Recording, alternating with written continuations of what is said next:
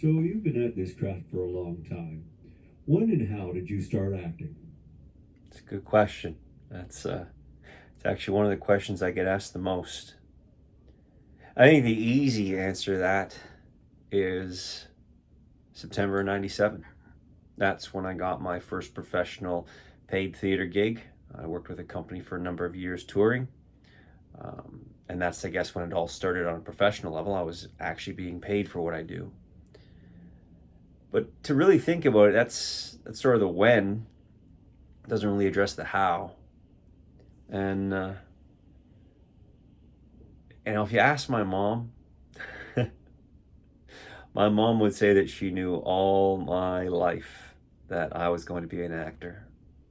Used to run around the house playing action heroes and whatnot, even to the extent that my mom made me some green face paint so I could paint myself up like the Incredible Hulk and stomp around the house. God bless her. Um, but really, I think back to the influences that were unconscious on the how and the why. Grade seven, our school did a production of Alice in Wonderland. A simple version where the White Rabbit was the narrator, and you got to see those major scenes: the Cheshire Cat, the Humpty Dumpty on the wall, the Queen of Hearts, and of course, I got the role of the narrator, White Rabbit. And I think that was my first speaking performance on stage. When I was in grade nine, our high school was on two separate campuses because of overcrowding. And we were doing the school play, which that year, grade nine for me, the first play of the year was A Christmas Carol, which is my favorite story of all time. So I went and auditioned for that, and I got the role of Tiny Tim. And I had a great time, of course. I'm not sure if anybody knows it, but Tiny Tim seems like such a major character. And in the stage production, he's only on stage for a few moments with 3 or 4 lines. It's really a minor part. And that said, I start to reflect on that and think that's when I was maybe understanding I wanted to be an actor in grade nine. But the real moment in time,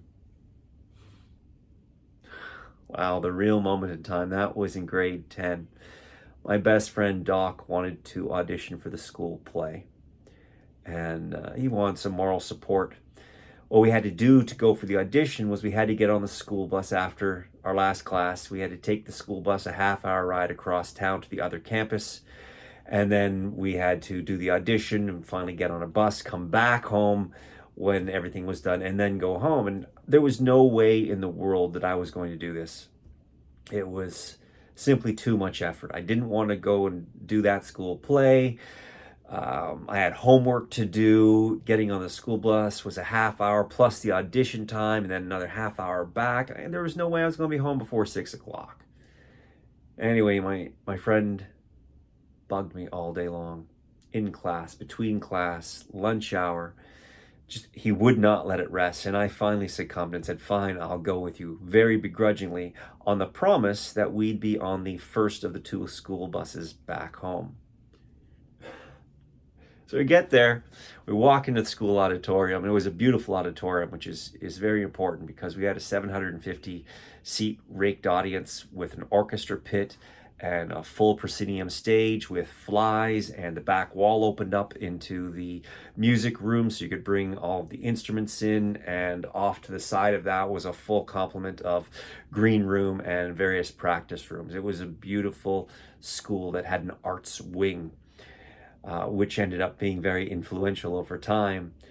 But we walk into this auditorium, and my friend has assured me the first bus that leaves within 45 minutes, we will be on it. There were 96 people auditioning for the school play, and there was no way we were going to be on that bus. And I was so very angry with him. And what am I going to do for 2 hours while I sit there and wait for my friend to audition? I was livid. At any rate, he thrusts into my hand the sides for the audition. Sides are a snippet of the script to practice and rehearse so that the directors can get a feel for what you can do with a character. And I storm out of the room with these sides in my hand, I didn't want to be present anymore. And I started wandering around the school, trying to vent myself of this rage I felt in the moment. And one of the things that I did just unconsciously was I started reading the material in front of me. Something to focus on other than my angst. And I kept reading it over and over and over. And the next thing I knew, more than an hour had gone by. The school was very silent. I had no idea what time it was. I didn't have a watch. I didn't even really know where I was in the school at this point because it was the other campus, which we weren't at yet. And I started to panic. I rushed myself back through the corridors, finding my way downstairs, and eventually I got back to the auditorium. I've got no idea how long it took, but I finally got there and I tore open the door, expecting that nobody would be there. And as I opened the door and stepped in, I heard my name being called. Now, little did I know that my friend, of course, had actively signed me up to audition. I was bewildered. I didn't know what. I just heard my name. I'm like, yeah, what? They're like, you're up. I'm like, I'm up? What's going on? And my buddy gives me a little nudge. He's like, get the fuck up there. Get up there. So I step up onto the stage, and the director, our grade 10 arts teacher, said, let's see what you can do. And I'm like, with what? And she's like, with the paper in your hand. I'm like, oh, okay, right. So I do my audition. I've had no idea what I'm doing, let's be honest. And a couple days later, the postings go up, and I got the lead. Unfortunately, my friend didn't get any part in this, but it wasn't about his getting the part. I learned years later that he went to every single performance. He even hung out sometimes, I understand, secretly around the rehearsals so that he could support me, because I guess he knew too. And when we finished that production, which was a chaos of a show up until the last 3 weeks when everybody came together, we bonded like a very tight-knit family. We all came together and the show went up, and thunderous applause, standing room only for 4 solid nights and 1 afternoon performance. The show was Fame. I'll never forget that. Grade 10, I was in Fame.